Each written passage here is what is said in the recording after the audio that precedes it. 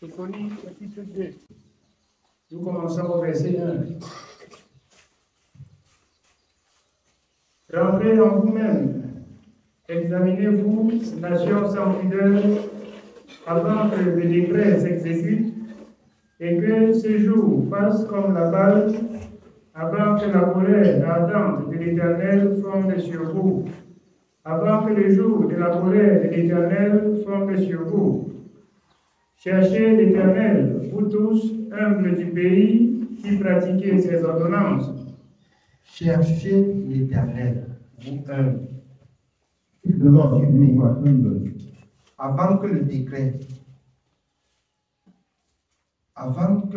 de l'Éternel soit prononcé. Il parle ainsi du jugement.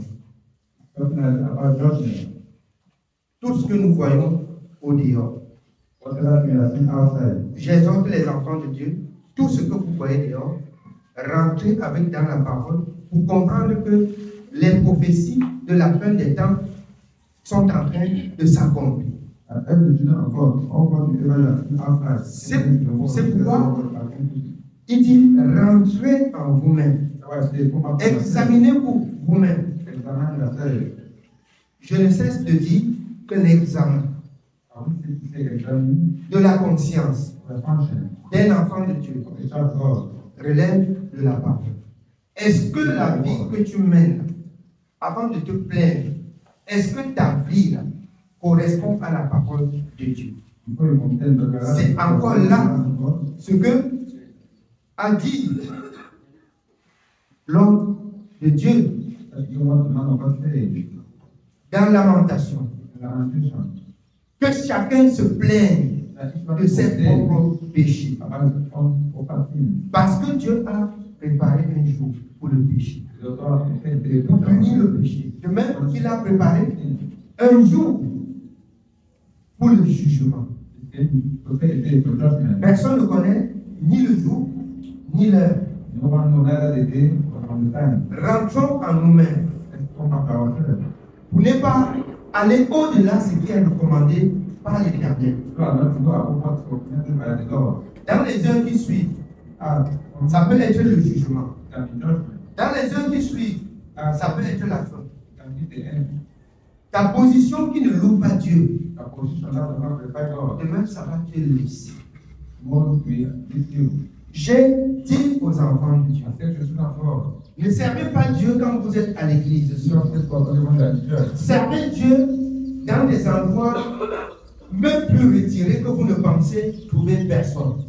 Sur votre lit, dans votre maison, dans votre marche, en chemin, que toutes vos vies soient conformes à la parole. Parce qu'à l'enlèvement, le Seigneur n'attendra pas que ce soit, que son peuple soit à l'église. Or, qu'est-ce que l'église? L'église, là, c'est la parole de Dieu. L'église, c'est la parole de Dieu. Si vous attendez à l'église pour servir Dieu, vous seriez les êtres les plus malheureux. Dans tes paroles, dans ton regard, dans ta conduite, dans ton travail, toutes choses doivent louer le nom de l'Éternel. Rentrons en nous-mêmes. Examinons-nous nous-mêmes.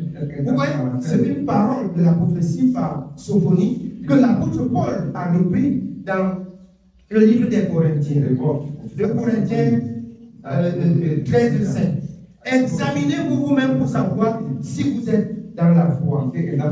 Je nous dis en toute vérité, quand on a rencontré Jésus, on est à l'abri des souffrances, on est à l'abri des querelles, on est à l'abri des disputes. L'homme intelligent ne dispute pas pour la parole de Dieu. Si ce n'est pas l'exhortation, il se tait. L'apôtre Paul va aller dans Éphésiens, dit, Éphésiens 5, qu'il ne sorte de vos bouches aucune parole mauvaise. C'est pour nous protéger. C'est pour nous protéger contre toute œuvre, contre toute attaque de la part de l'ennemi.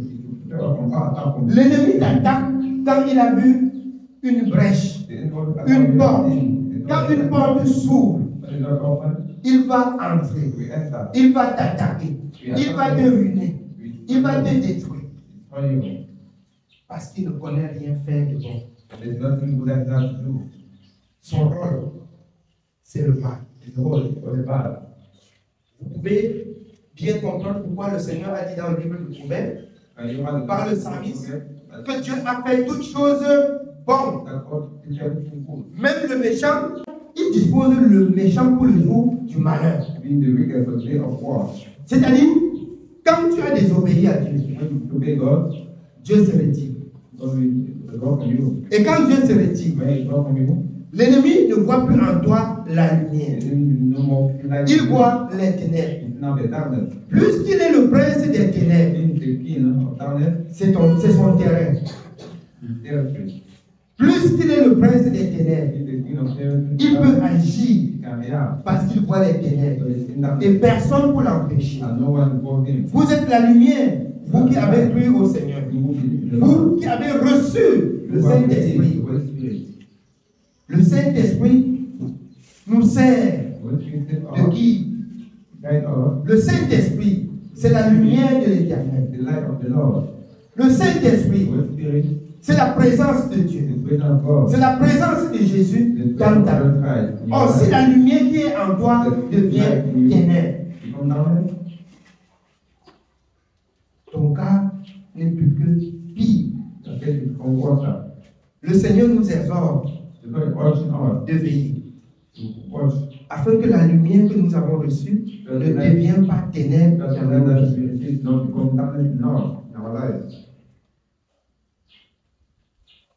Alors, nous croyons qu'on passe des moments difficiles. Mais les moments difficiles ne sont pas encore arrivés. Ce n'est que ce qu'on appelle le goûter. Rassurez-vous, les moments les plus difficiles arrivent. Les moments les plus cruels de la vie arrivent.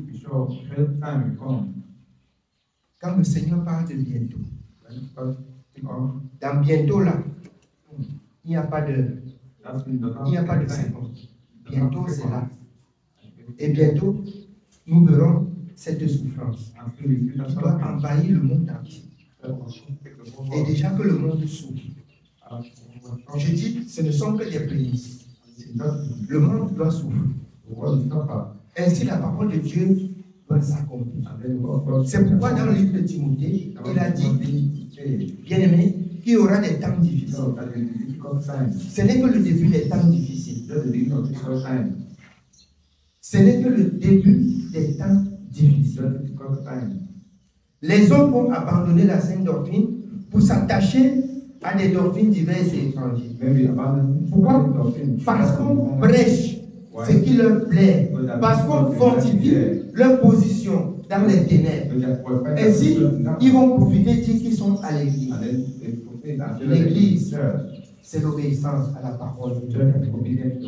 L'église, pour ceux qui sont de l'église, ce sont ceux-là qui sont saints. Ce sont ceux-là qui se sanctifient jour et nuit pour attendre la venue du Seigneur Jésus-Christ. Soyons du jour. Comme le Seigneur le dit dans le livre des Thessaloniciens, et non de la nuit. Oui, bien-aimé. Nous continuons au verset 3. Cherchez l'Éternel, vous tous humbles du pays qui pratiquez ses ordonnances. Recherchez la justice, recherchez l'humilité. Peut-être serez-vous épargnés au jour de la colère de l'Éternel. Car Gaza sera délaissée, Ascalon sera réduite en désert. Recherchez la justice. Tournez-vous vers l'Éternel. Repentez-vous, humiliez-vous. Certainement, les jours qui arrivent, vous auriez obtenu le pardon de l'Éternel. Et ce jour ne va pas vous condamner. Il y a une condamnation. De même qu'il y a une délivrance pour ceux qui auront aimé l'avènement du Seigneur. Pour ceux qui auront haï l'avènement du Seigneur. La condamnation, la libération. Pour ceux qui auront assez fait et qui marcheront dans les voies de sa sainteté.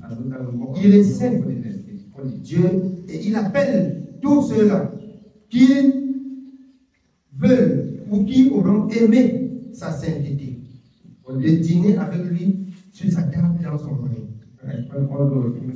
Dans 1 Jean, c'est pourquoi il nous dit, nous le verrons tel qu'il est. Qu'il nous accorde la grâce de garder sa parole. De garder sa parole. Amen. Amen. Nous continuons au chapitre 3. Malheur à la ville rebelle et souillée, à la ville pleine d'oppresseurs. Elle n'écoute aucune voix, elle n'a point égard à la correction. Elle n'a point égard à la correction. Elle n'écoute aucune voix. C'est-à-dire, depuis que Dieu parle, ça ne dit rien dans le cœur. Les gens gardent les mêmes positions. Vous mourrez dans votre position. Vous mourriez dans votre rébellion. C'est le temps de quitter le mal. Je vous dis, un vêtement sale, quand on la lave, elle ne devient pas propre promptement que vous le voyez. Alors, vous qui aimez Dieu et qui avez des positions cruelles, c'est le temps de prendre un engagement, de ne plus pécher contre Dieu. Parce que ce qui empêche Dieu d'écouter, on s'est repenti aujourd'hui. Dans 3 jours, on a commis encore un forfait. Vous n'êtes pas sûr que la première déjà a été pardonnée. Ainsi, vous cumulez péché sur péché. À la fin, le jugement. Vous seriez condamné. Quelqu'un qui a pris l'engagement, une forte résolution de ne plus pécher, et il persévère. Le jour où Dieu va châtier son péché, Dieu va de même châtier jusqu'au moment du châtiment, quand ça va passer. Il serait dans la présence de l'Éternel. Mais si vous cumulez le péché sur le péché, vous mourrez dans vos péchés. Parce que vos péchés vont vous troubler, si bien que vous ne sauriez quel péché présenter devant Dieu, si Dieu peut pardonner ou pas. Dans Ésaïe 1, il dit si nos péchés sont noirs comme la cramoisie, rouges comme la boue, il est prêt à les laver. Si vous vous repentez, si vous revenez de tout votre cœur à l'Éternel. Revenir, c'est de prendre un engagement, de ne plus pécher contre Dieu. Si vous prenez un engagement et vous demeurez ferme dans l'engagement, ça serait difficile, mais un jour, la lumière de l'Éternel se lèvera. Parce que Dieu trouve que vous êtes sérieux dans la repentance. Par contre, quand vous péchez, après une semaine, vous péchez. Après 2 mois, vous péchez. Après 3 mois, vous péchez. Dieu trouve que vous êtes en train de jouer. Et c'est là ce qu'il a dit dans le livre de Jérémie. Il dit, il va se souvenir même des péchés passés de votre vie. Ainsi, il doit châtier. Vous pouvez trouver la mort parce que le salaire du péché, c'est la mort.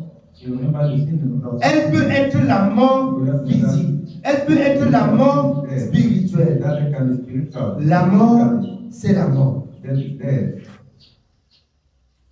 Je parle ici pour ceux qui voient que leur péché n'est pas grand. Pour ceux qui estiment qu'ils n'ont pas exagéré. Toute iniquité est péché. Rien que la mauvaise pensée qui quitte ton cœur peut t'entraîner dans l'enfer. Peut t'entraîner à la mort. Ainsi, le peuple de Dieu doit se sanctifier. Le peuple de Dieu doit connaître qui est Dieu. En faisant bien sûr la volonté de Dieu selon la parole de Dieu. Nous continuons la lecture. Nous continuons au verset 2. Elle n'écoute aucune voix. Elle n'a point égard à la correction. Elle ne se confie pas dans l'Éternel. Elle ne s'approche pas de son Dieu. Ses chefs au milieu d'elle sont des lions rugissants. Ses juges sont des loups du soir qui ne gardent rien pour le matin. Ses prophètes sont téméraires, infidèles. Ses sacrificateurs profanent les choses saintes, violent la loi. L'Éternel est juste au milieu d'elle. Il ne commet point d'iniquité. Chaque matin, il produit à la lumière ses jugements sans jamais y manquer. Depuis que Dieu a créé le ciel et la terre, il est juste dans toute sa conduite. Parce que c'est lui le Dieu de la justice. Tous ceux qui auront aimé le mal, c'est ainsi que l'Éternel dit, ne s'approcheront pas de lui. Ils périront dans leur péché.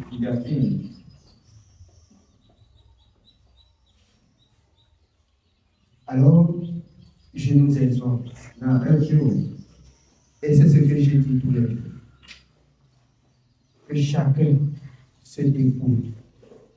Que chacun prend personnellement un engagement dans son cœur, dans sa conduite, de ne plus pécher contre Dieu, de ne plus méditer le mal. On a tendance de dire, ah, je n'ai pas commis la fornication, je n'ai pas commis ceci, je n'ai pas. Or, gardant ainsi un grand mal dans le cœur, qui est la pensée mauvaise, la haine, les jalousies, les querelles, le rapportage, qui par la suite vous prive de la présence de Dieu. Que chacun prend un engagement personnel. Si ton mal vient du bavardage, pendant que tu parles maintenant, il faut retourner ton esprit dans la parole pour te souvenir de ce que Dieu a dit dans ce que tu veux dire. Tu auras soin de contrôler ton âme, de contrôler tes paroles.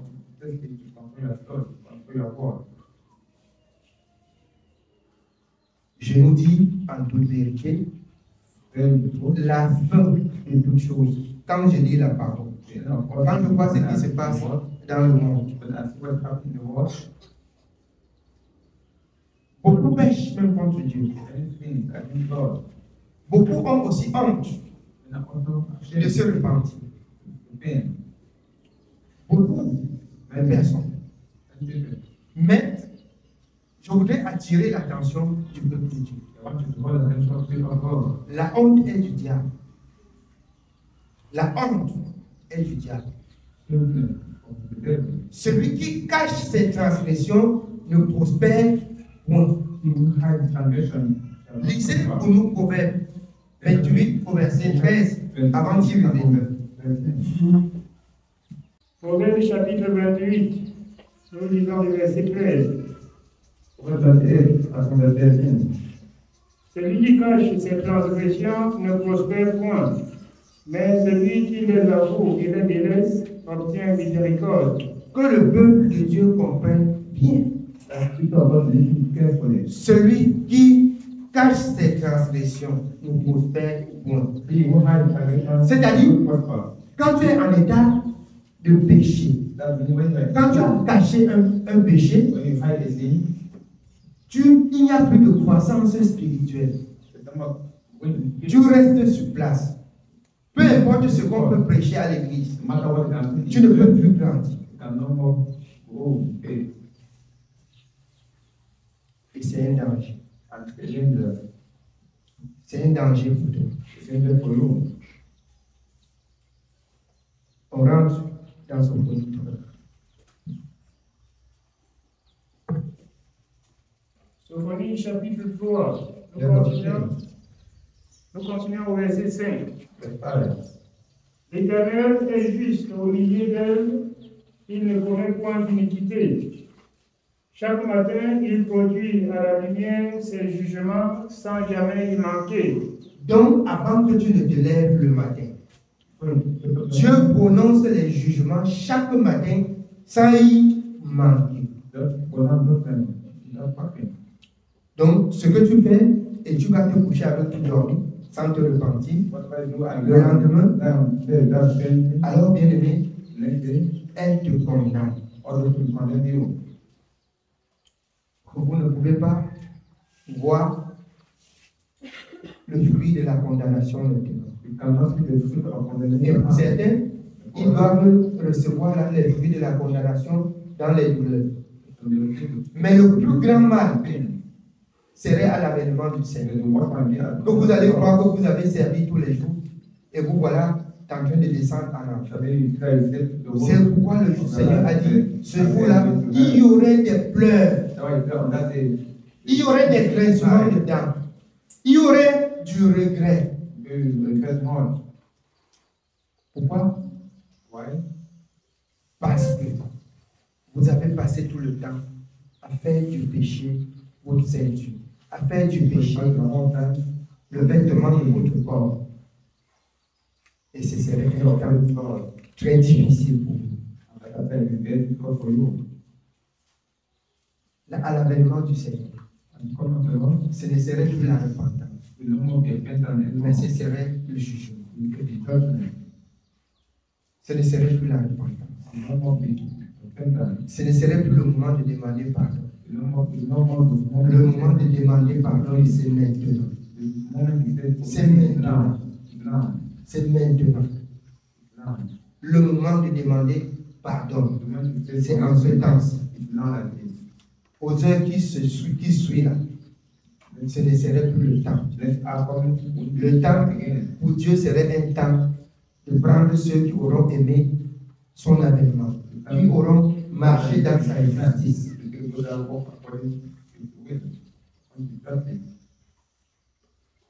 Amen. Oui, bien. Chaque matin, il produit à la lumière ses jugements sans jamais y manquer. Mais celui qui est inique ne connaît pas la honte.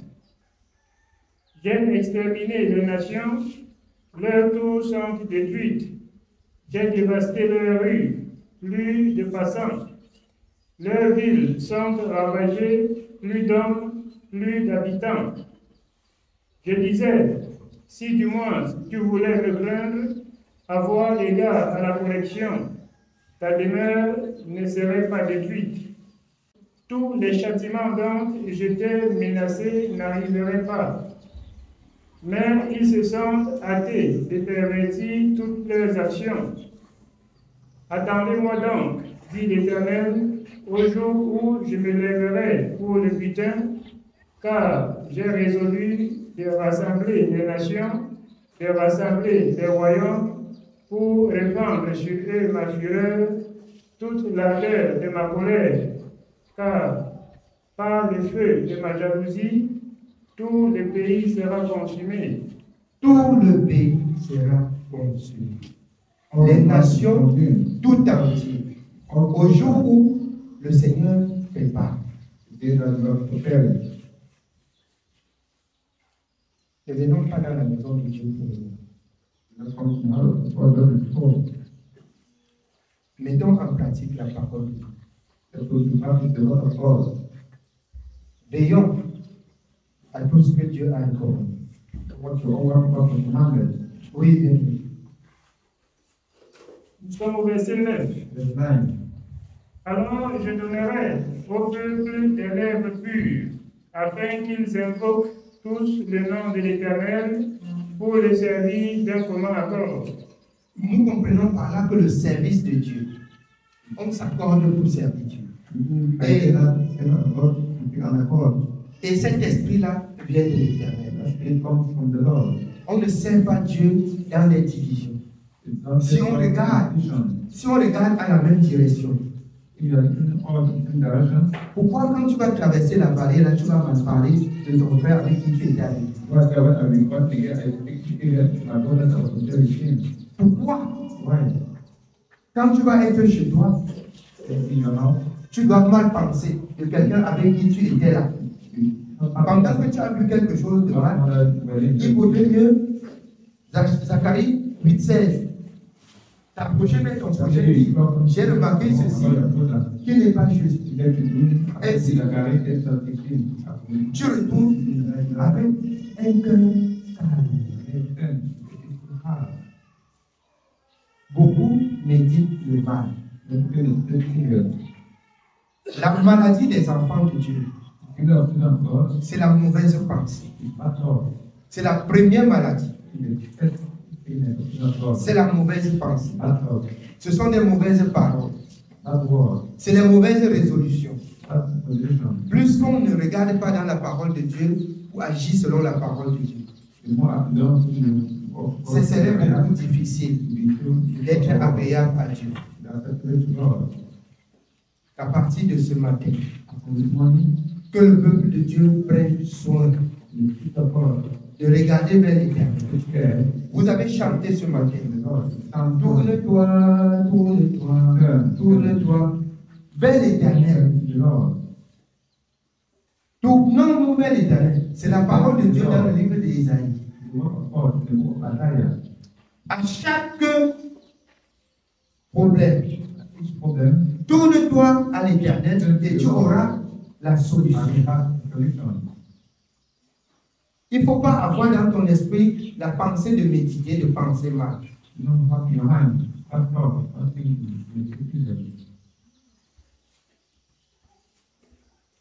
Si tu as entendu que tel frère ou telle sœur a parlé de mal de toi,